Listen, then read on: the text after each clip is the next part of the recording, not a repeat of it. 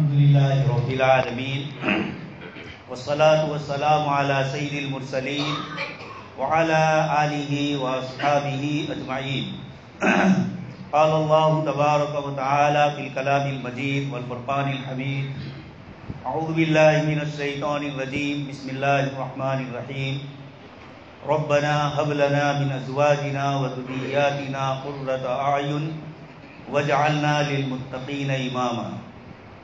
وقال النبي صلى الله عليه وسلم: ما نحل والد ولدا من نحل من أدب حسن. صدق الله العظيم وصدق رسوله النبي الكريم ونحن على ذلك لمن الشاهدين والشاكرين والحمد لله رب العالمين. محترم و مکرم حضرات علماء کرام، ایمان والے بھائیوں اور طلبہ عزیز، اللہ تبارک تعالیٰ کا شکر اور احسان ہے کہ اس نے آج چھٹی کا دن ہونے کے باوجود ہم سب کو دین اور قرآن کی نسبت سے یہاں جمع فرمایا، اور آپ حضرات نے اپنے تقاضوں کو آگے پیچھے کیا اور اپنی اولاد اور دین کی نسبت سے قرآن کریم اور جناب نبی اکرم صلی اللہ علیہ وسلم کی نسبت سے آپ سب یہاں جمع ہوئے. دوستوں اور بزرگوں، دنیا میں بہت ساری مجلسیں ہوتی ہیں، بہت ساری کانفرنسیں ہوتی ہیں، سیمینار ہوتے ہیں، اور دنیا کی مختلف چیزوں کے سلسلے میں غور و فکر کیا جاتا ہے. لوگ تجارت کے سلسلے کے سیمینار کرتے ہیں، کہیں سیاسی اعتبار سے ہوتے ہیں، کہیں سائنس اور ٹیکنالوجی کے حساب سے سیمینار ہوتے ہیں، مجلسیں ہوتی ہیں اور آپس میں گفتگو ہوتی ہے. اللہ تبارک تعالیٰ نے مجھے اور آپ کو اپنے پاک کلام، اپنے دین اور جناب نبی اکرم صلی اللہ علیہ وسلم کی لائی ہوئی اس محنت پر ہم سب کو یہاں جمع فرمایا. اس لیے روئے زمین پر اس قسم کے جو جلسے ہوتے ہیں، ایسی جو مجلسیں ہوتی ہے، اس سے بہتر اور کوئی مجلس نہیں ہوتی ہے. مولانا نے آپ کے سامنے جو روایت پڑھی: خیرکم من تعلم القرآن وعلم، تم میں سب سے بہتر وہ ہے جو قرآن سیکھے اور سکھلائے. جناب نبی اکرم صلی اللہ علیہ وسلم کو اللہ پاک کی طرف سے وحی کے ذریعے فرمایا گیا. آپ فرماتے ہیں قرآن کریم میں اللہ پاک نے فرمایا: ان هو الا وحی یوحی، کہ آپ اپنی طرف سے کوئی چیز نہیں فرماتے، جو کچھ جناب نبی اکرم صلی اللہ علیہ وسلم فرماتے ہیں یہ اللہ پاک کی طرف سے. جب آپ صلی اللہ علیہ وسلم یہ فرما رہے ہیں کہ خیرکم من تعلم القرآن وعلم، کہ تم میں سب سے بہتر وہ ہے، تو یہ آپ اپنی طرف سے نہیں فرما رہے ہیں، اللہ تبارک و تعالیٰ کی طرف سے فرما رہے ہیں. اس لیے آپ کے بچوں کا یہاں پڑھنا اور آپ کا بچوں کی نسبت سے اور ان کی فکر رکھ کر یہاں جمع ہونا، یہ اللہ پاک کو بہت پسندیدہ ہے. کتابوں میں آتا ہے کہ ایک شخص بڑا گنہگار تھا، اللہ پاک کی طرف سے اس کو جہنم میں عذاب دیا جا رہا. اس کا چھوٹا سا بچہ تھا، وہ مکتب میں داخل ہوا اور اس نے پڑھا بسم اللہ الرحمن الرحیم. ابھی چھوٹا بچہ ہے. اللہ پاک نے فرشتوں سے فرمایا کہ میرا بندہ جس کا یہ بچہ ہے، میں اس کو عذاب دے رہا ہوں، اور یہ بچہ مجھے کہہ رہا ہے بسم اللہ الرحمن الرحیم. میں شروع کرتا ہوں اس اللہ کے نام سے جو بڑا مہربان نہایت رحم والا ہے. مجھے رحمان کہہ رہا ہے، رحیم کہہ رہا ہے، اور میں اس کے باپ کو سزا دے رہا ہوں. وہ مجرم تھا، مستحق ہے، برزخی دنیا میں سزا ہو رہی ہوگی. اللہ پاک نے فرمایا میری شان رحیمی کو گوارا نہیں ہے کہ اس کا بچہ تو مجھے رحمان و رحیم کہے اور میں اس کے باپ کو سزا دوں. تو آپ کا بچہ اس علم کو حاصل کر رہا ہے جو رحمان و رحیم کا ہے. اللہ پاک کی صفات کو وہ پڑھ رہا ہے، اللہ پاک کی قدرت اور طاقت کو وہ پڑھ رہا ہے. اس لیے ہمارے یہ مکاتب کی جو تعلیم ہے، جس میں بچوں کو کوری سلیت ہوتے ہیں، بچے اخلاق اور آداب سکھلائے جاتے ہیں، نماز، دعائیں، درود شریف، یہ ساری چیزیں جو بچوں کو سکھلائی جاتی ہے، ان سب کے ذریعے اللہ تبارک و تعالیٰ کے بندوں کو اللہ سے جوڑا جاتا ہے. بچوں کی تعلیم و تربیت کے لیے جو آیت میں نے آپ کے سامنے پڑھی، اللہ تبارک تعالیٰ فرماتے ہیں وعباد الرحمن، کہ رحمان کے بندے ان کی صفات کیا ہے، اللہ نے ان کو اپنے بندے کہے۔ ان بندوں میں اللہ پاک نے فرمایا وہ یہ دعا کرتے ہیں ربنا ہب لنا من ازواجنا وذریاتنا، کہ اے ہمارے پروردگار آپ ہمارے لیے ہماری بیوی اور ہمارے بچوں میں ہب لنا، آپ کی طرف سے بخشش فرمائیے، ہبہ اور آپ کی طرف سے آپ کی رحمت کا عطیہ ہو، کہ ہب لنا من ازواجنا وذریاتنا قرۃ اعین، ہماری آنکھوں کی ٹھنڈک بنائیے ہماری بیوی کو اور ہمارے بچوں کو، وجعلنا للمتقین اماما، اور آپ ہمیں متقی لوگوں کا امام اور سردار بنائیں۔ جملہ قرآن نے فرمایا ہماری اولاد کو مالدار بنائیے، ہماری اولاد کو بڑا دیندار بنائیے، یہ نہیں فرمایا، جملہ مختصر سا ہے، قرۃ اعین، آنکھوں کی ٹھنڈک بنائیے۔ یہ جملہ ہم میں سے بہت سارے حضرات جو بڑی عمر کے ہیں، جن کو اولاد کے مسائل ہیں، اولاد نافرمان ہے، یا کبھی کوئی ایسا کام کرتی ہے جس سے ہمارے لیے بدنامی کا ذریعہ ہوتا ہے، ہماری عورتیں کبھی کسی سے لڑائی جھگڑا ہو جائے اور ایک فتنہ کھڑا ہو جائے، اللہ پاک نے دعا سکھلائی جو علیم بذات الصدور ہے، ہمارے دلوں کے راز کو جاننے والا ہے، وہ ہمیں دعا سکھلا رہا ہے کہ اپنی اولاد اور اپنی بیوی اپنے بچوں کے سلسلے میں جو دعا کرو اس میں اللہ پاک سے کیا مانگو؟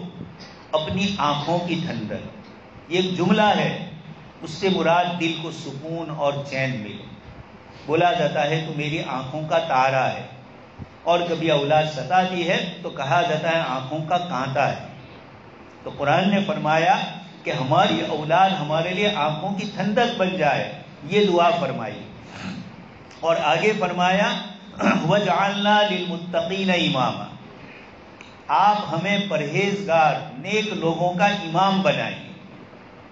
حضرات مفسرین فرماتے ہیں کہ اس کا بھی یہی مطلب کہ اولاد کو متقی بنائیے اور ان کا ہمیں امام بنائیے۔ یہ اللہ تبارک تعالیٰ نے ہمیں دعا سکھلا کر اہمیت بتلائی کہ تمہاری اولاد اور تمہاری بیوی بچے، قاری صاحب نے جو آیت پڑھی ان من ازواجکم و اولادکم عدو لکم، من ازواجکم، کبھی اولاد میں کوئی بچہ ایسا ہو جاتا ہے کہ وہ ماں باپ کے لیے تکلیف کا ذریعہ بن جاتا ہے، دشمنی، لیکن اللہ پاک نے فرمایا فوراً فاعفوا واصفحوا، درگزر کرو اور اچھی طرح ان کی ادب اور ان کی تعلیم ایسی دو کہ وہ اس راستے سے ہٹ کر صحیح راستے پر آ جائے۔ ایک طرف ان کو یہ بھی بتلایا کہ ان سے کبھی تمہیں تکلیف ہوتی ہے، اور خود جناب نبی اکرم صلی اللہ علیہ وسلم کو حکم فرمایا یا ایھا النبی قل لازواجک وبناتک ونساء المؤمنین، کہ اے ہمارے نبی صلی اللہ علیہ وسلم آپ اپنی عورتوں کو، ازواج مطہرات کو، پاکیزہ بیویوں کو، اور آپ اپنی صاحبزادیوں کو اور ایمان والی عورتوں کو حکم دیجئے پردے کا۔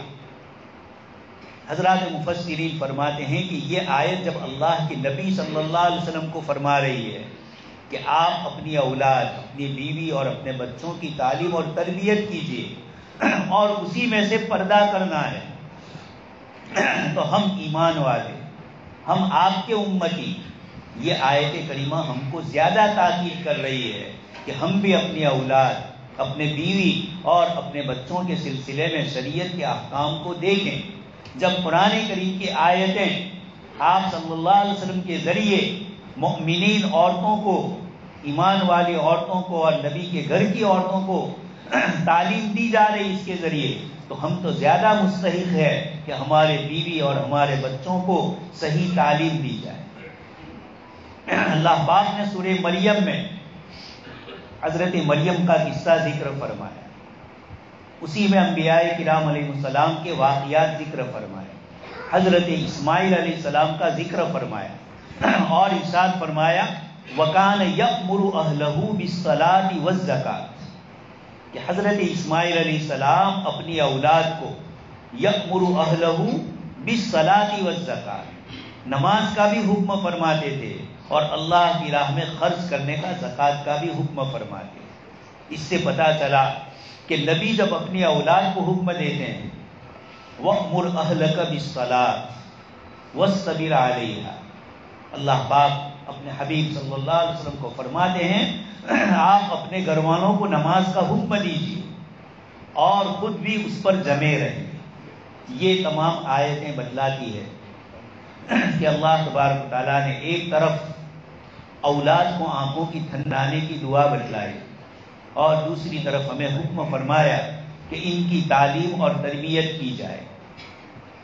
اللہ تبارک تعالیٰ نے حضرت زکریہ علیہ السلام کا قصہ ذکر فرمایا اور یہ ارشاد فرمایا کہ حضرت زکریہ علیہ السلام نے اللہ سے ایک بڑی عمر تک اولاد نہیں ہو رہی، حضرت مریم رضی اللہ تعالیٰ عنہا کو دیکھ رہے ہیں کہ بغیر موسم کا پھل بیت المقدس میں وہ عبادت کر رہی ہے، اور ان کے حجرے میں، ان کے کمرے میں جہاں وہ رہتی تھی، حضرت زکریہ علیہ السلام نے دیکھا کہ حضرت مریم کے پاس بغیر موسم کے پھل ہے، وہ پھل ہے جس کا اس وقت سیزن نہیں ہے، اور پھر بھی حضرت مریم کے پاس وہ ہے۔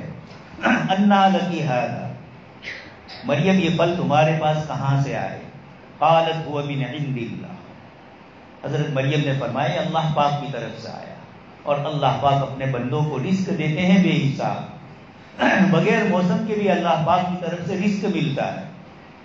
ہمارے کاشتکار حضرات، بارش کے زمانہ ہے اور بارش کے دن ہے، بڑے پریشان ہوتے ہیں کہ مسلسل بارش برس رہی ہے، ہم بیج بو رہے ہیں اور پھر تھوڑے دن کے بعد بارش آتی ہے اور پھر وہ جل جاتا ہے۔ ایسے کئی مرحلے اس سال پیش آئے، لیکن اللہ پاک نے فرمایا کہ اللہ رزق دیتے ہیں بے حساب۔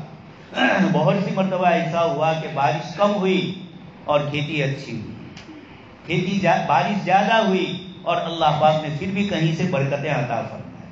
کاشتکار سے زیادہ کوئی اللہ پر بھروسہ کرنے والا نہیں، وہ بنجر زمین میں، بغیر بارش کی زمین میں اناج اور غلہ ڈالتا ہے، بیج ڈالتا ہے، اس بھروسے پر کہ اللہ پاک کی طرف سے اگایا جائے۔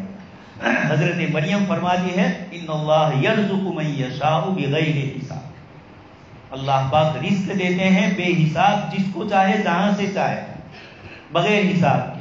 تو حضرت مریم نے فرمایا کہ بے موسم کا پھل اللہ نے مجھے دیا ہے۔ حضرت زکریہ علیہ السلام کے دل میں خیال آیا کہ جو خدا حضرت مریم کو بے موسم کا پھل دے سکتا ہے، وہی خدا مجھے بے موسم کی اولاد بھی دے سکتا ہے۔ حضرت زکریہ علیہ السلام نے فنادت ہوئی، قرآن کریم میں ہے ہنالک دعا زکریا ربہ، آپ کی مسجد بھی زکریہ علیہ السلام، حضرت زکریہ علیہ السلام کا تصور کیا جائے کہ اللہ کے وہ نبی جن کی تعلیم و تربیت پر سورہ مریم نازل ہوئی، جنہوں نے اولاد مانگی تو کس وجہ سے مانگی؟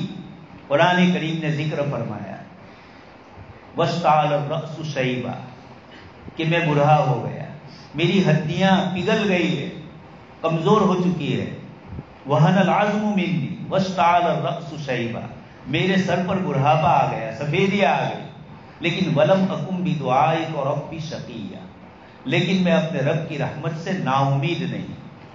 دوستو، یہ اللہ پاک قرآن کی اس آیت کے ذریعے ایمان والوں کو فرماتے ہیں کہ حالات کتنے ہی ناخوشگوار ہو، کھیتی والوں کے لیے، کاروبار کرنے والوں کے لیے، مجموعی اعتبار سے امت مسلمہ پر جو حالات، لیکن ایک نبی نے بتلایا وَلَمْ أَكُمْ بِدُعَائِكَ رَبِّ شَقِيًّا، اور ایک دوسرے نبی نے فرمایا لَا تَيْأَسُوا مِن رَوْحِ اللَّهِ إِنَّهُ لَا يَيْأَسُ مِن رَوْحِ اللَّهِ إِلَّا الْقَوْمُ الْكَافِرُونَ۔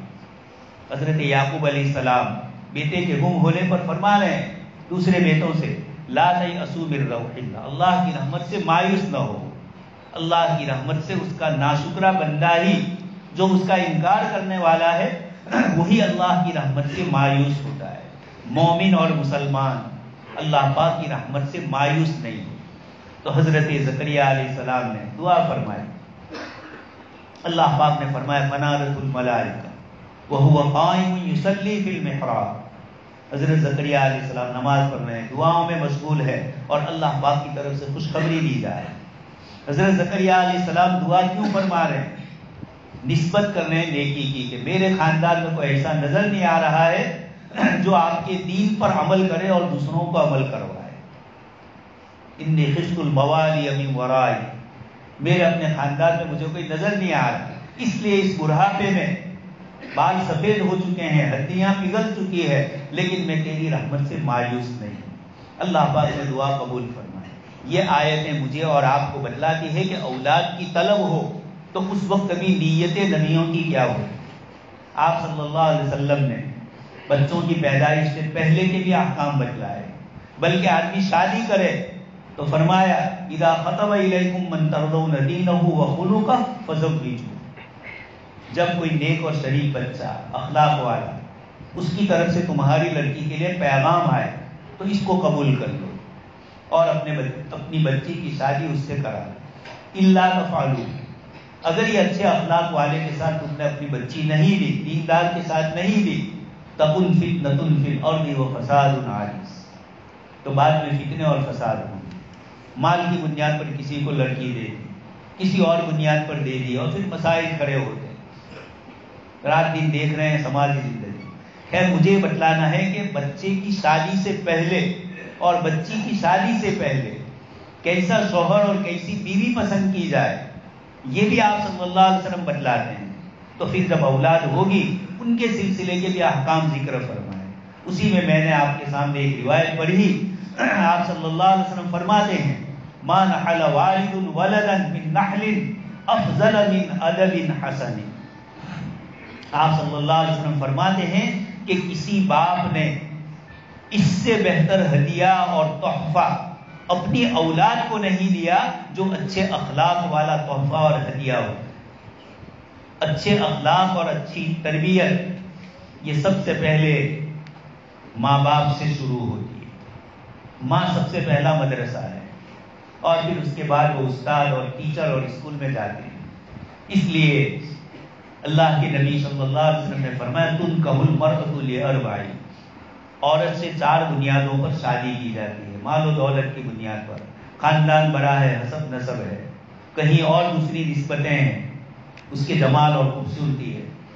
فاظفر بذات الدین، اللہ کے نبی فرماتے ہیں یہ ساری نسبتیں ہیں اپنی جگہ پر اور دنیا میں یہ پسندیدگی کا ذریعہ ہے، لیکن دین کو ترجیح دو تاکہ وہ عورت ایسی آئے جو تمہاری اولاد کی صحیح تربیت کر سکے۔ تو ادھر لڑکے کے لیے بھی کہا اذا خطب الیکم من ترضون دینہ، شوہر کیسا پسند کیا جائے، داماد کیسا پسند کیا جائے یہ بھی بتلایا، اور بچی اور ماں کیسی پسند کی جائے اس کو بھی قرآن اور حدیث نے ذکر فرمایا۔ اور پھر فرمایا کہ بہترین تربیت تمہاری یہ ہوگی اپنی اولاد کی اچھی تعلیم اور تربیت۔ اس لیے اللہ پاک نے آپ کے بچوں کو مدرسے میں بھیجا۔ اللہ پاک نے ہماری جو ذمہ داری تھی وہ ذمہ داری ہم سے لے کر علماء کرام، معلمین اور معلمات کے حوالے کیا، ہمیں اس ذمہ داری سے فارغ کر دیا۔ یہ اللہ پاک کا بڑا احسان ہے کہ اللہ پاک نے، ہم تو پڑھے لکھے نہیں ہیں، ہم اپنی اولاد کو تعلیم نہیں دے سکتے، نہ دینی تعلیم نہ دنیاوی تعلیم۔ اللہ پاک نے، ہم روزی روزگار میں لگے ہیں، کھیتی باڑی میں لگے ہیں، کاروبار میں لگے ہیں، ملازمت میں لگے ہیں، فرصت نہیں ہے۔ اللہ پاک نے یہ بہترین انتظام فرمایا کہ مدرسوں کا نظام، اسکول کا نظام، اور پھر ایسا مدرسہ بچوں کا گھر جس میں دینی دنیاوی دونوں قسم کی تعلیم سے اللہ پاک نے نوازا۔ آپ شہر میں جائیے، دیہاتوں میں بھی جائیے، کہیں بچوں کے لیے اسکول کا اچھا نظام ہے، مدرسے کا نظام نہیں، مدرسے کا نظام ہے، اسکول کا نظام نہیں۔ پریشان ہے ماں باپ، وہ خود وقت نہیں دے سکتے اپنے اولاد کو، پڑھے لکھے ہوں تو وہ ملازمت کر رہے ہیں، یا یہ کہ بچے اور بچی کو کہاں بھیجے، کیسے بھیجے، بہت سارے مسائل آتے ہیں۔ اللہ پاک کی نعمتیں جو آپ فرماتے ہیں کہ اللہ پاک نے ہمارے ساتھ خیر کا معاملہ فرمایا، یہ خیر کا معاملہ کیا ہوتا ہے؟ اللہ تبارک تعالیٰ کی طرف سے سہولتیں میسر، اسی کو توفیق کہا جاتا ہے۔ علماء کرام یہ فرماتے ہیں توفیق کا مطلب یہ ہے کہ اللہ پاک بھلائی کے سارے اسباب بغیر مشقت کے ہمیں عطا کر دے، یہ خیر کہی جاتی ہے، یہ توفیق کہی جاتی ہے۔ اللہ پاک نے ہمیں اس توفیق سے نوازا کہ ایک ہی جگہ میں اللہ پاک کی طرف سے دونوں چیزوں کا ہمارے لیے انتظام ہو گیا. ہم اپنے بچوں کی تعلیم و تربیت کے لیے ان جگہوں پر اپنی اولاد کو بھیجتے ہیں. اللہ تبارک تعالیٰ نے ہماری اولاد کو قرآن اور حدیث کی بہترین تعلیم سے آراستہ فرمایا اور ہمیں یہ توفیق دی کہ یہ علماء کرام ہماری اولاد کی تعلیم و تربیت کرتے ہیں، دین دنیا دونوں سکھلاتے ہیں، ادب اور اچھا سلیقہ ہماری اولاد کو سکھلایا جاتا ہے. آپ صلی اللہ علیہ وسلم نے بچے کی پیدائش سے پہلے فرمایا، پھر جب پیدا ہو تب بھی فرمایا اس کا اچھا نام رکھو، ایسا نام رکھو جس سے اچھا معنی پیدا ہو. ایک صاحب کا نام تھا حزن، حضرت سعید ابن مسیب کے دادا کا نام تھا حزن. ان کے والد حضرت مسیب صحابی ہے اور دادا بھی حضور کے پاس آئے. آپ نے فرمایا کہ نام بدل دو. انہوں نے کہا نہیں، میرے والد کا رکھا ہوا نام ہے، میں اس کو نہیں بدلوں گا. تو ان کے پوتے حضرت سعید ابن مسیب بہت بڑے تابعین میں سے ہے، اکابر تابعین میں سے. وہ فرماتے ہیں کہ جب دادا نے ہمارے اپنا نام حزن یعنی غم، پریشانی، تکلیف، تو انہوں نے یہ نام نہیں بدلا. تو ہمارے خاندان میں دیکھا کہ مسلسل تکلیف اور پریشانی آئی. تو یہ بتلانا ہے، آپ صلی اللہ علیہ وسلم نے فرمایا کہ اچھا نام رکھو تاکہ تمہارے بچے کو کوئی پکارے تو اچھے نام سے پکارے، اچھا معنی ہو رہا.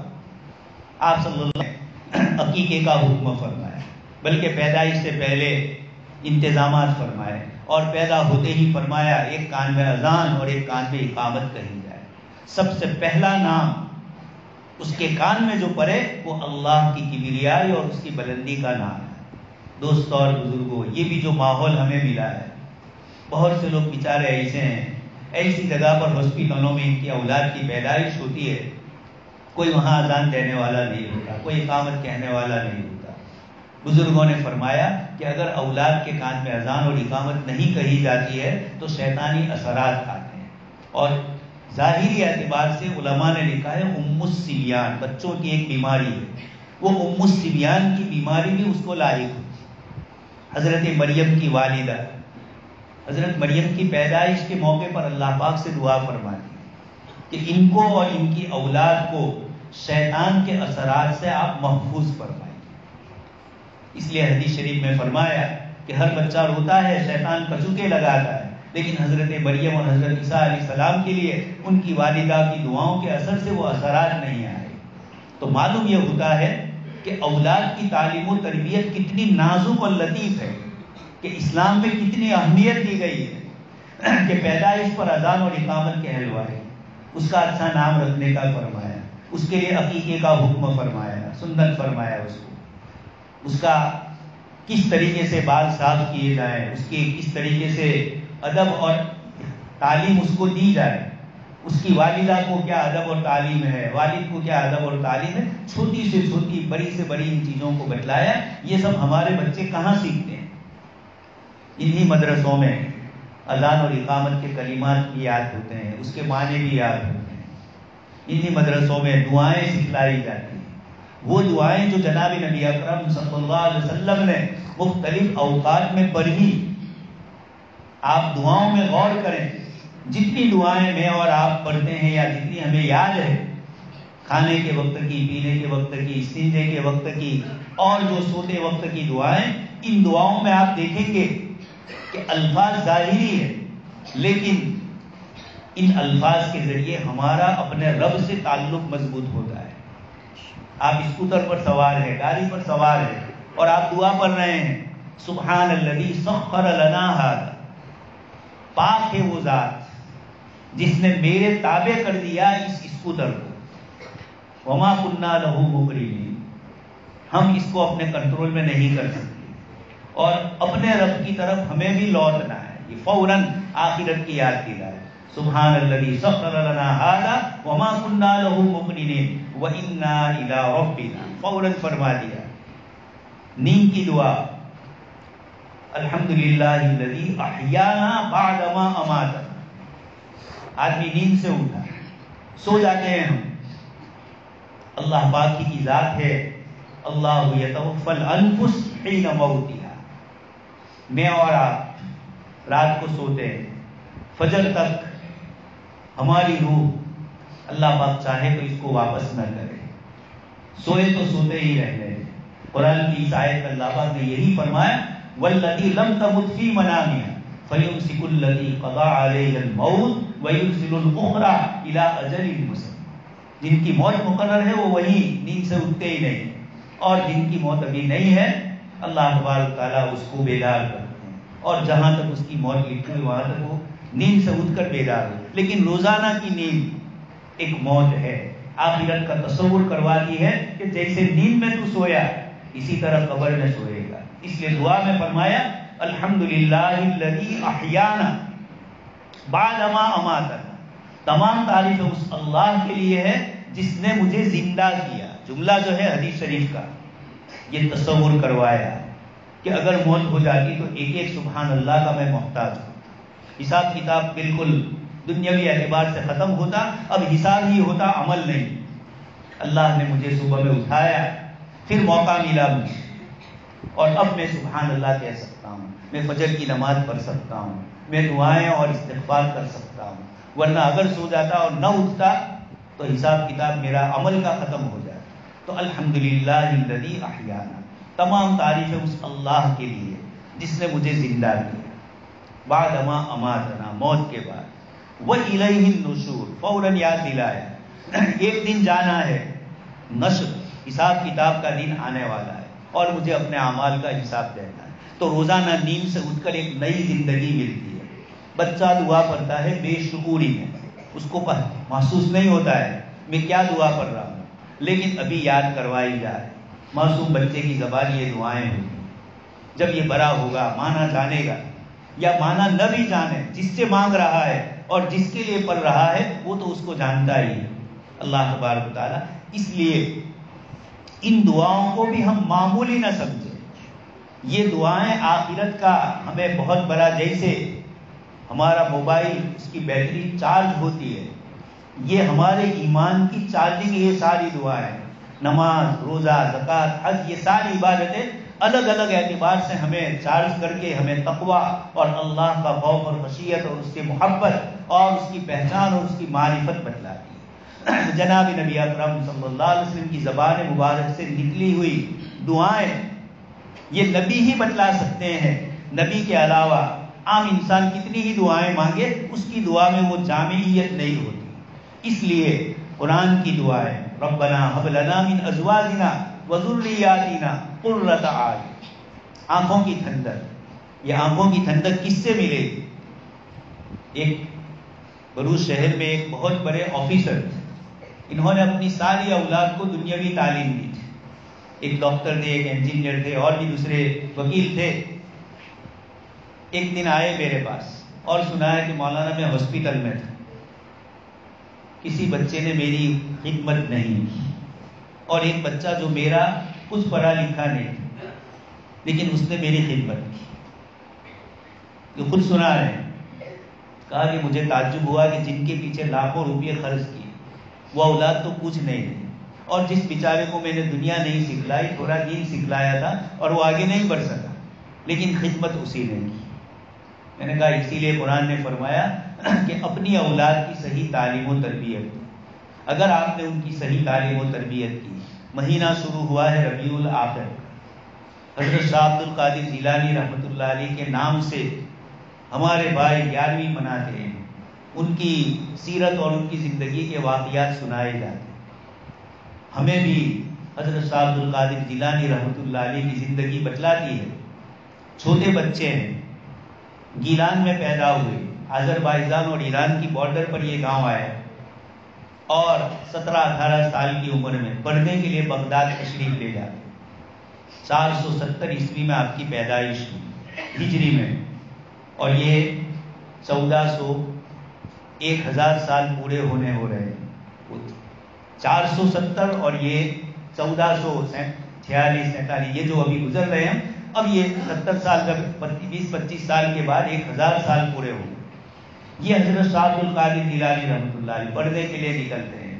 والدہ محترمہ آپ کی صدری بناتی ہے اور اس کے اندر کچھ سونے کے سکے رکھ دیتی ہے، جاتے ہیں پردے کے لیے، مشہور ہے قصہ، چور اور ڈاکو لوگ حملہ کرتے ہیں، سب کے پاس سے چیزیں لیتے ہیں۔ عبد القادر تو ابھی بچے ہیں 17-18 سال کے، ان سے پوچھا جا رہا ہے کہ تمہارے پاس بھی کچھ ہے؟ کہاں میری والدہ نے مجھے 40 سونا مہر دی ہے اور وہ میری اس بغلی کے اندر سی ہوئی ہے۔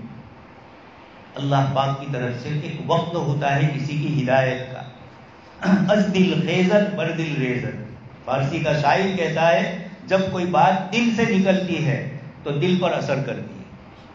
فضیل ابن عیاض بہت بڑے ڈاکو تھے، جنگل میں چل رہے تھے، ڈاکہ زنی کر رہے تھے، اور ایک قافلہ جا رہا ہے، اس قافلے میں کوئی قاری صاحب تھے، وہ قرآن کریم کی تلاوت کر رہے تھے، اور پڑھتے پڑھتے یہ آیت ان کی زبان پر آئی، أَلَمْ يَأْنِ لِلَّذِينَ آمَنُوا أَن تَخْشَعَ قُلُوبُهُمْ لِذِكْرِ اللَّهِ وَمَا نَزَلَ مِنَ الْحَقِّ، کہ کیا ایمان والوں کے لیے وقت نہیں آیا أَن تَخْشَعَ قُلُوبُهُمْ لِذِكْرِ اللَّهِ، کہ اللہ کے ذکر کے لیے ان کے دل نرم ہو جائے۔ حضرت فضیل ابن عیاض کا وہی وقت تھا اللہ پاک کی طرف سے قبولیت کا۔ آپ کی زبان سے نکلا بلا قد حان، کیوں نہیں، یہ وقت آ گیا میرے لیے۔ اللہ پاک نے اسی موقع پر ان کے دل کی حالت اور کیفیت بدل دی، اور پھر اللہ کے نیک اور صالح بندے ہو گئے۔ شاہ عبد القادر جیلانی رحمۃ اللہ علیہ کا یہ جملہ تھا کہ ہاں میرے پاس ہے سونا، اور میری والدہ نے مجھے، ان لوگوں نے کہا کہ ہم نے تو تم سے پوچھا نہیں تھا اور تم اس کو پھر بھی ظاہر کر رہے ہو۔ پر میں میری والدہ نے پڑھتے کے وقت گھر سے جب نکل رہا تھا پڑھنے کے لیے تو ایک نصیحت فرمائی کہ بیٹا کبھی جھوٹ مت بولنا، جو بھی بات کہو سچی بات کہو۔ تم نے مجھ سے پوچھا، میں جھوٹ نہیں بول سکتا تھا، اس لیے میں نے سچ کہہ دیا کہ میرے پاس سونا ہے۔ اب یہ اللہ پاک کی طرف سے قبولیت کا وقت آیا۔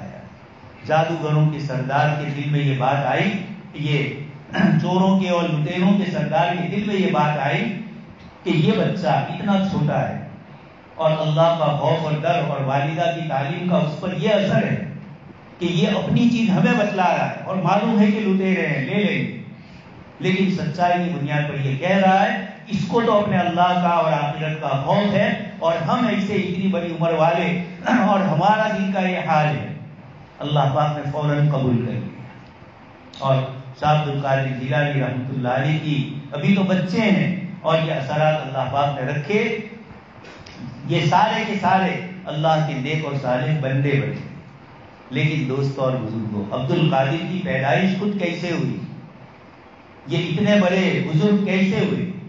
حضرت حافظ ابن تیمیہ رحمۃ اللہ علیہ فرماتے ہیں کہ بزرگوں میں جس کی کرامت سب سے زیادہ ہے یہ حضرت شاہ عبد القادر جیلانی رحمۃ اللہ علیہ، ان سے زیادہ کرامتیں کسی بزرگ کی نہیں ہے۔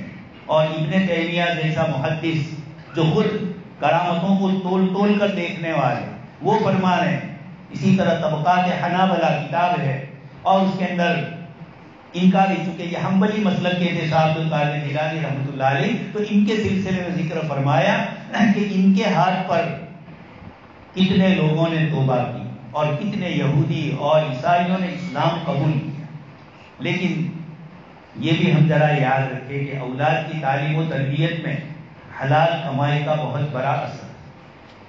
شاہ عبد القادر جیلانی رحمۃ اللہ علیہ کے والد شیخ ابو صالح یہ جوان ہے، ایک مرتبہ ایک جگہ سے گزر رہے اور سخت بھوک اور پیاس لگی، ادھر ادھر دیکھا کوئی چیز نظر نہیں آئی، اتفاق سے جہاں سے وہ گزر رہے تھے پانی کا ایک نہر تھا، اور اسی میں ایک سیب کہیں سے گر کر درخت سے اس میں تیر رہا تھا۔ ان کے دل میں خیال آیا کہ یہ تو پانی میں سیب تیر رہا ہے اور مجھے سخت بھوک لگی ہے، میں اس کو استعمال کروں یا نہ کروں، کشمکش میں تھے۔ بالآخر اس کو اٹھا لیا اور کھا لیا۔ کھانے کے بعد دل میں خیال آیا کہ اس کا کوئی مالک تو ہوگا، میں نے مالک کو پوچھے بغیر کیسے کھا لیا۔ اب تحقیق کے لیے نکلے کہ کہاں سیب کا درخت ہے اور کہاں سیب کے باغات۔ کئی کلومیٹر چلنے کے بعد نظر آیا ایک باغ، وہاں ایک صاحب بیٹھے ہوئے ہیں۔ ان کے پاس گئے اور جا کر کہا کہ یہ باغ آپ کا ہے؟ کہاں؟ جی ہاں۔ کہا یہاں سے ایک سیب گرا تھا اور پانی میں تیرتے تیرتے جا رہا تھا، میں نے اس کو استعمال کر لیا، میں نے آپ سے پوچھا نہیں، آپ کی اجازت کے بغیر یہ سیب میں نے استعمال کیا، تو میں آپ سے معافی مانگنے کے لیے آیا ہوں کہ آپ کی چیز بغیر آپ کی اجازت کے میں نے استعمال کیا۔ اس بزرگ نے دیکھا کہ نوجوان آدمی ہے اور اتنا اللہ کا تقوی اور خوف ہے، یقیناً یہ قیمتی ہیرا ہے جو مجھے ملا ہے۔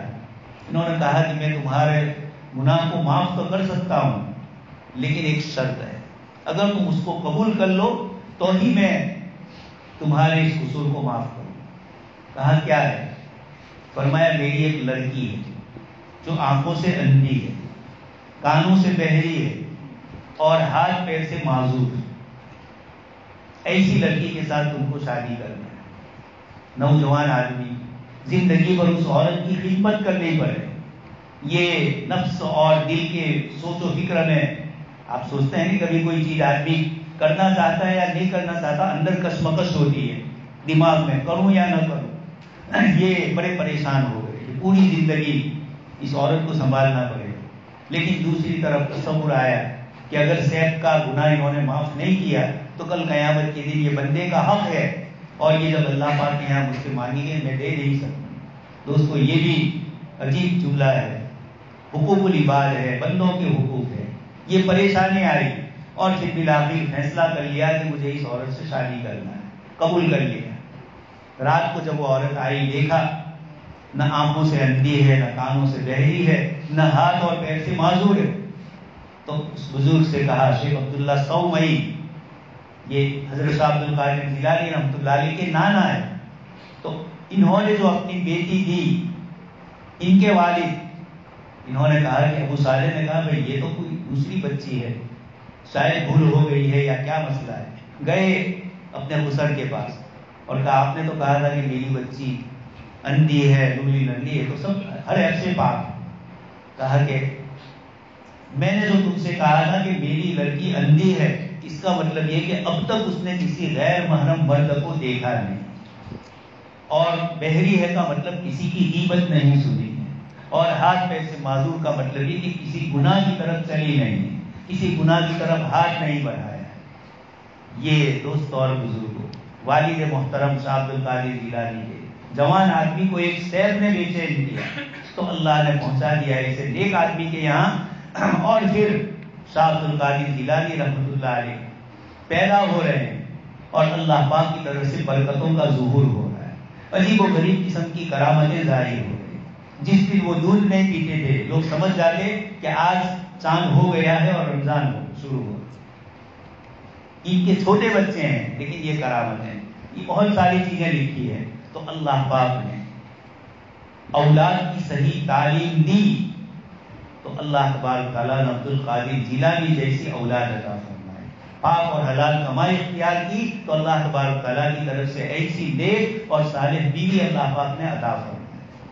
ایک اور بزرگ ہے حضرت ربیعۃ الرائے فروخ کر کے ایک تابعی ہے، حضرت عمر رضی اللہ تعالیٰ عنہ کے زمانے کے، اور آذربائیجان، آرمینیہ وغیرہ کی جنگ میں وہ گئے، اتفاق یہ ہوا کہ وہاں سے 27 سال تک واپس ہی نہیں آئے، ایک کے بعد ایک جنگ میں شریک ہو گئے۔ جب یہاں سے جا رہے تھے تو اپنی بیوی کو 30,000 سونا مہر انہوں نے عطا فرمایا، چونکہ عورت حمل سے تھی۔ کہا کہ جو بچہ ہے بچی پیدا ہو اس کی اچھی تعلیم اور تربیت کرنا، میں آنے کے بعد ان سے اس کا حساب مانگتا۔ اتفاق ایسا ہوا کہ بچہ پیدا ہوا اور والدہ نے ان کی تربیت فرمائی، تعلیم دی، اچھی مدینہ منورہ میں رہتے تھے اور بڑے بڑے علماء سے، تابعین سے، صحابہ سے علم سکھلایا۔ اور اب اس کے بعد فروخ 30 سال کے بعد آئے، دروازے پر بھی مسئلہ کھڑا ہوا۔ حضرت ربیعۃ الرائے اپنے والد کو پہچانتے نہیں تھے، والد اپنے بیٹے کو نہیں پہچانتے تھے، آپس میں کشمکش ہوئی۔ اس کے بعد بیوی نے کہا کہ یہ تمہارے والد ہے، اور کہا کہ یہ تمہارا بیٹا ہے۔ خیر اس کے بعد وقت ہو گیا نماز کا، حضرت ربیعۃ الرائے مسجد نبوی میں تشریف لے گئے۔ اب اس کے بعد نماز کے بعد ان کا درس ہوتا تھا مسجد نبوی میں، اور امام مالک جیسے بڑے بڑے محدثین ان کے سبق میں بیٹھتے تھے۔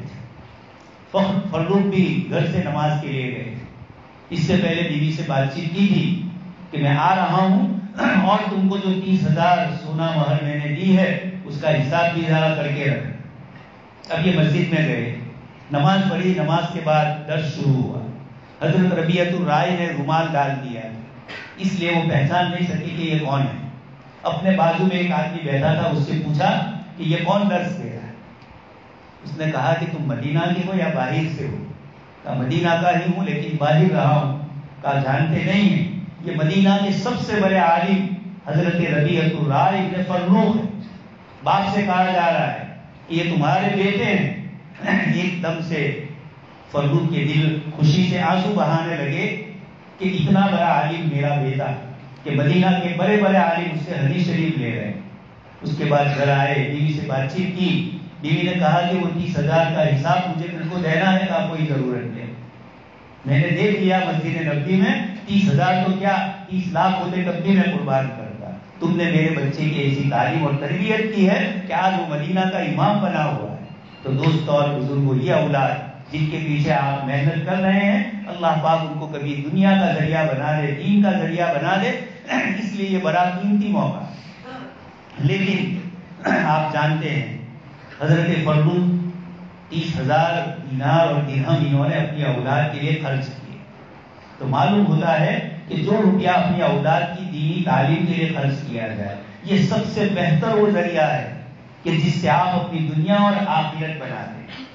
یہ ہمارے مدرسے جہاں ہمارے بچے پڑھتے ہیں یقیناً جانتے ہیں کہ یہ ایسے ہی نہیں چل سکتے۔ اللہ کے بندے اپنی طرف سے کچھ روپیہ پیسہ خرچ کرتے ہیں، اور یہ مہنگائی کا زمانہ ہے، ایک ایک چیز کا خرچہ کیا ہوتا ہے ہم اپنا گھر چلاتے ہیں، ہم جانتے ہیں۔ یہ اتنا بڑا ادارہ، اتنے بچے یہاں پڑھ رہے ہیں، مدرسین کی تنخواہ، اور اسی طرح یہ لائٹ کے بل اور دوسری چھوٹی موٹی جو چیزیں ہم جانتے ہیں اپنے گھر میں کن کن چیزوں کی ضرورت پڑتی ہے، تو ادارے چلانے کے لیے بھی پیسوں کی ضرورت ہوتی ہے۔ جناب نبی اکرم صلی اللہ علیہ وسلم مدینہ منورہ میں اور دین کے لیے آپ مسجد میں اعلان فرمائیں۔ صحابہ کرام میں مردوں میں بھی اعلان ہوتا ہے، اور نماز کے بعد عورتوں میں بھی آپ جائیں حضرت بلال کو لے کر، اور وہاں بھی آپ صلی اللہ علیہ وسلم کی طرف سے چندے کا اعلان ہوتا ہے، اور عورتیں کوئی اپنی بالی، کوئی اپنا سونے کا زیور اللہ کے دین کے لیے دے۔ حضرت بلال اس کو جمع کرتے تھے۔ تو یہ دین ہے۔ قرآن نے فرمایا کثرت سے مدینہ منورہ کی زندگی میں انصار کو، صحابہ کو جو سب سے زیادہ حکم ہے یہ مال خرچ کرنے کا ہے اللہ کی راہ میں۔ اللہ پاک نے فرمایا اللہ کی راہ میں جو مال خرچ ہوتا ہے، مثل الذین ينفقون اموالهم فی سبیل اللہ کمثل حبۃ انبتت 7 سنابل فی کل سنبلۃ 100 حبۃ واللہ یضاعف لمن یشاء۔ اس لیے ہمارا جو مال ہماری اپنی اولاد کی تعلیم و تربیت کے لیے خرچ ہو رہا ہے، جو دین اور شریعت کے احکام اور مسائل سیکھنے کے لیے خرچ ہو رہا ہے، اس سے بہتر کوئی روپیہ نہیں ہے جو ہم اللہ کی راہ میں دے رہے ہیں۔ روایت آپ کے سامنے پڑھی، ما نحل والد ولدا، کہ باپ جو بخشش اور سخاوت اور عطیہ کرتا ہے، سب سے بڑا جو سخاوت اور عطیہ ہے ہمارا من ادب حسن، اچھے اخلاق اور اچھی تعلیم و تربیت کے لیے ہم روپیہ خرچ کریں، اس سے بہتر اور کوئی روپیہ نہیں۔ قرآن کریم نے فرمایا صحابہ کرام کو کہ المتطوعین من المؤمنین فی الصدقات والذین لا یجدون جہدهم، صحابہ کرام یہ کرتے تھے کہ جو مال والے ہوتے تھے وہ تو اللہ کی راہ میں مال دیتے تھے، جن کے پاس مال نہیں ہوتا تھا وہ صبح سے لے کر شام تک محنت اور مزدوری کرتے تھے، اور وہاں سے جو ملتا تھا یہ جناب نبی اکرم صلی اللہ علیہ وسلم کے پاس لاتے تھے اور اللہ کے دین کے لیے دیتے تھے۔ اپنی کمائی صبح سے لے کر شام تک کی اللہ کے دین کے لیے دیتے تھے۔ اللہ تبارک تعالیٰ نے قرآن کریم کی مختلف آیتوں میں ان صحابہ کرام کی تعریف فرمائی۔ یہ بیچارے اللہ کی راہ میں دیتے تھے، منافقین ان پر طعنہ لگاتے تھے کہ اللہ کے دین کو چھوٹی چیزوں کی ضرورت نہیں، اور کوئی مالدار دیتا صحابی تو یہ کہتے کہ یہ دکھلاوے کے لیے دے رہا ہے. تو مالدار صحابہ پر بھی اشکال اور غریب صحابہ محنت کر کے دیتے تھے ان پر بھی اشکال کرتے تھے. اللہ پاک نے اسی کا جواب دیا کہ جو لوگ اس طریقے سے صحابہ پر اشکال اور اعتراض کرتے ہیں یہ صحیح لوگ نہیں ہیں، اور ان کی منافقت اور ان کی برائی کو ذکر فرمایا اور اللہ کی راہ میں دینے کی فضیلت بتلائی. حضرت عائشہ صدیقہ رضی اللہ تعالیٰ عنہ فرماتی ہے کہ ایک مرتبہ اللہ کے رسول گھر میں نہیں تھی. ایک عورت آئی اپنی 2 بچیوں کو لے کر میرے پاس. اتفاق سے میرے پاس ایک ہی کھجور تھی. حضرت عائشہ فرماتی میں نے اس کو ایک کھجور دے دی. اس عورت نے وہ کھجور توڑی اور آدھی ایک بچی کو آدھی دوسری بچی کو دی اور خود اس نے استعمال نہیں کیا. اس کے بعد آپ صلی اللہ علیہ وسلم تشریف لائے. حضرت عائشہ رضی اللہ تعالیٰ عنہ نے قصہ ذکر فرمایا کہ اللہ کے نبی صلی اللہ علیہ وسلم اس طریقے سے پیش آئے.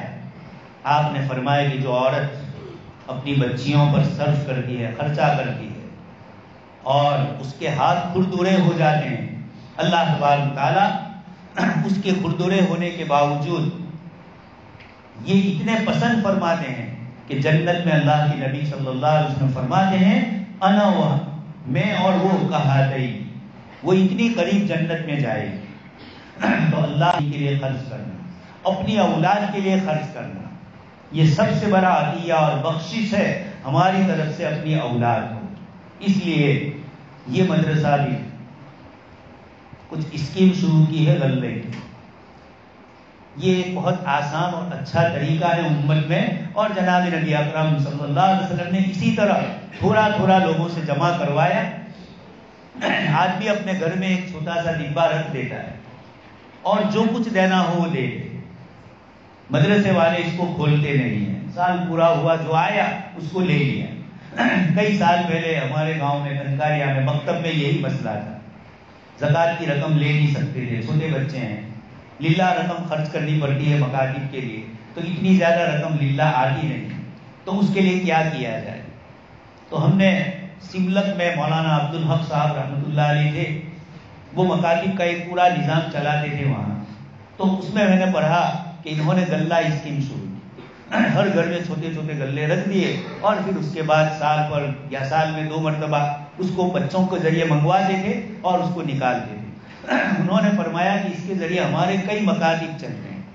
تو ہم نے بھی گاؤں میں اس طریقے سے مولانا ابراہیم صاحب ہمارے صدر صاحب ہیں، ان کو میں نے کہا کہ یہ اسکیم ہم شروع کریں تو ہی ہمارے مدرسے کا نظام چل سکے گا. اس کے بعد الحمدللہ پتہ بھی نہیں چلتا ہے. بچہ آدمی عادت ڈالے اپنی اولاد کو کہ بیٹا 5 روپے 10 روپے کھانے پینے میں استعمال ہو جاتے ہیں. حضرت مولانا کلیم صدیقی صاحب نے گٹکے کے پیچھے امت کتنا روپیہ خرچ کرتی ہے، صبح سے لے کر شام تک تمباکو اور گٹکے، اس کا حساب کر کے بتلایا کہ لاکھوں مکاتب چل سکتے ہیں یہ گٹکے سے، جو آدمی معمولی چیز سمجھ کر استعمال کر لیتا ہے. لیکن کتنا بیڑی سگریٹ پینے والے، اندازہ لگا ایک دن میں کتنا خرچہ کرتے.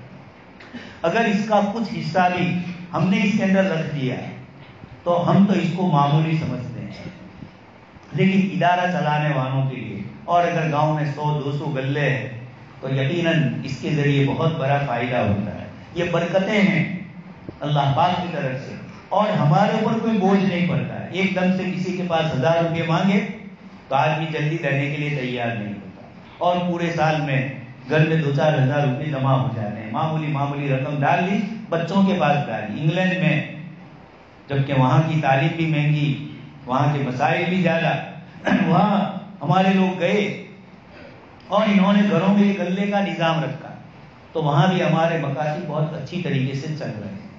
تو یہ اتنی آسان اور سادہ طریقہ ہے جس میں ہم پر کوئی بوجھ نہیں پڑتا ہے، اور نہ کسی سے یہ سوال ہوگا کہ آپ کے غلے میں سے اتنے ہی روپیے نکلے، کوئی کھولے گا نہیں، اس کو ڈال دیں گے، اس لیے کہ یہ برکت والی چیز ہے، اس کو گنا نہیں جاتا ہے. ابو ہریرہ نے تھیلی میں گننا شروع کیا تو بند ہو گیا. تو آپ کے اوپر کوئی بوجھ نہیں پڑے گا، آپ گھر میں ڈالیں گے، آپ کا بچہ ڈالے گا، ابھی سے عادت ڈالیں گے. قل انفقوا، قرآن نے فرمایا کہ اللہ کی راہ میں خرچ کرو. بہترین ذریعہ اس طریقے سے ہوگا اور آپ کا مسئلہ آسان ہو جائے گا. اس لیے آپ سے یہ بھی درخواست ہے کہ مکاتب اور مدارس اس کا میٹر چلتا ہی رہتا ہے. آپ جانتے ہیں تو دینا بینک ہے، لینا ہے، یہاں لینا ہی لینا ہے، رات دن خرچ ہوتا ہی رہتا ہے. میں اور آپ بیٹھے ہیں، پنکھا اور اے سی چل رہے ہیں، میٹر چل رہا ہے، تو ہر چیز میں اس طریقے سے ہوتا ہے. امت نے مکاتب، مدارس، دارالعلوم اور بڑی بڑی یہ چیزیں جو چلائی، یہ اسی طریقے سے اللہ کی راہ میں دینے کے ذریعے ہی چلی. صحابہ سے ہم کو یہی سبق ملا، اور آج بھی امت کے بہت سارے افراد اللہ کی راہ میں دیتے ہیں، کچھ پتہ نہیں چلتا ہے. بہت سے لوگ ہیں پوری پوری مسجد بناتے ہیں اور یہ کہتے ہیں ہمارا نام مت لینا. اس طریقے سے یہ دین کی بنیادیں آباد ہوئی، مضبوط ہوئی ہے. اللہ تبارک تعالیٰ نے مجھے اور آپ کو یہ توفیق دی ہے کہ اللہ پاک نے ہم کو یہاں جمع فرمایا، تو اپنی اولاد کی تعلیم کے سلسلے میں بھی محنت کریں. بچے صحیح وقت میں مدرسے جاتے ہیں یا نہیں، اس کی بھی فکر کریں. کچھ پڑھ کے صحیح آتا ہے یا نہیں، کچھ امتحان بھی لیں. دینی اعتبار سے بھی، دنیاوی اعتبار سے بھی بچہ صحیح وقت مدرسے جاتا ہے، صحیح وقت پر مدرسے سے واپس آتا ہے یعنی یہ ساری فکریں کی جائے. آج کا زمانہ ہے بڑی پریشانی اور مسائل کا زمانہ ہے. رات دن دیکھتے ہیں بچے گم بھی ہو جاتے ہیں یا کہیں کوئی ورگلا کر لے جاتا ہے. اس لیے یہ چیزیں بھی ہماری اپنی جیسے دنیاوی ذمہ داری ہے، یہ دنیاوی ڈاکو ہے، اس طرح آخرت کے بھی ڈاکو ہے. شیطان ہے، نفس ہے، کہیں بری چیزوں کی طرف لگا دیتے ہیں. یہ ساری اولاد کی تعلیم و تربیت اور اولاد کے سلسلے کے جو مسائل ہے، اللہ پاک نے ہمیں اس کا ذمہ دار بنایا. کلکم مسئول، تم میں سے ہر ایک ذمہ دار ہے اور ہر ایک سے اپنی ذمہ داری کا پوچھا جائے گا. عورت سے اس کے شوہر، اس کی اولاد اور اپنی عزت اور شوہر کے مال کے متعلق پوچھا جائے گا. مرد سے اپنی اولاد کی تعلیم و تربیت، اپنی بیوی بچوں پر خرچ کرنے کا، یہ ساری چیزوں کا سوال ہوگا. ہم سب ذمہ دار ہیں. اسلام میں کسی کو بغیر ذمے کے نہیں رکھا ہے. ہر ایک کی اپنی اپنی ذمہ داری ہے. ایک ڈیوٹی کے ذریعے اس دنیا میں ہم آئے ہیں ذمہ داری کے ساتھ، اس لیے اس ذمہ داری کو ہم نبھائیں. اپنی اولاد کی تعلیم ہو اور ترقی کرے ادارہ، اور ہمارے بچے بھی ترقی کریں. اللہ تبارک تعالیٰ اس کی ہم سب کو توفیق عنایت فرمائے. آمین. وآخر دعوانا الحمدللہ.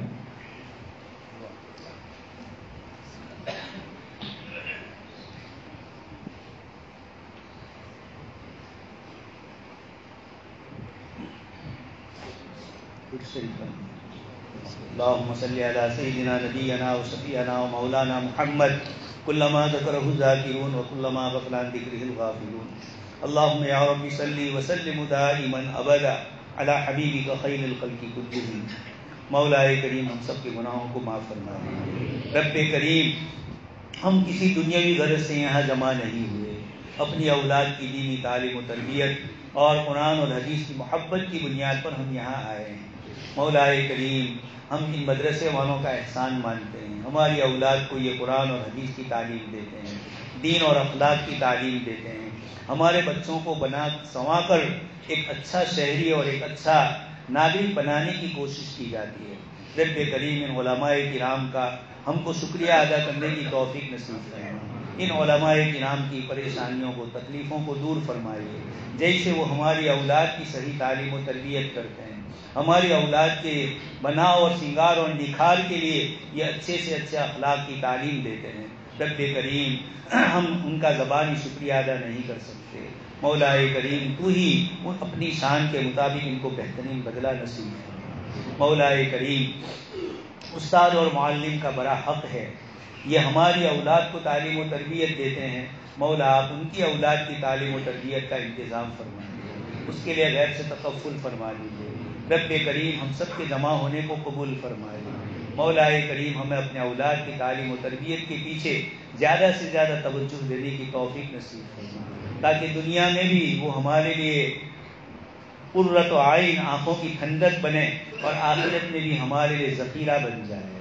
مولا کریم چھوٹی بچے اور بچے کا انتقال ہوتا ہے، اس کے جنازے کی نماز میں ہم دعا پڑھتے ہیں اللہم اجعلہ لنا فرطا، کہ مولا آپ اس کو ہمارے لیے پیشگی آگے والا بیت بنا دیجیے.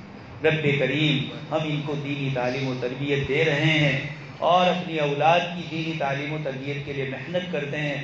مولا کریم اس کو قبول فرمائے.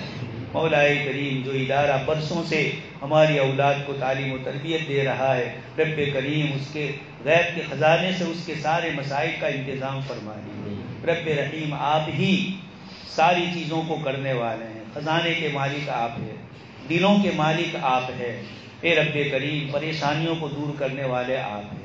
آپ کے حبیب پاک صلی اللہ علیہ وسلم نے دعا سکھلائی، اللہم الطف بی فی تیسیر کل عسیر، کہ اے مولا ہر پریشانی کے موقع پر آپ ہی ہمارے لیے نرمی اور آسانی فرما دیجیے۔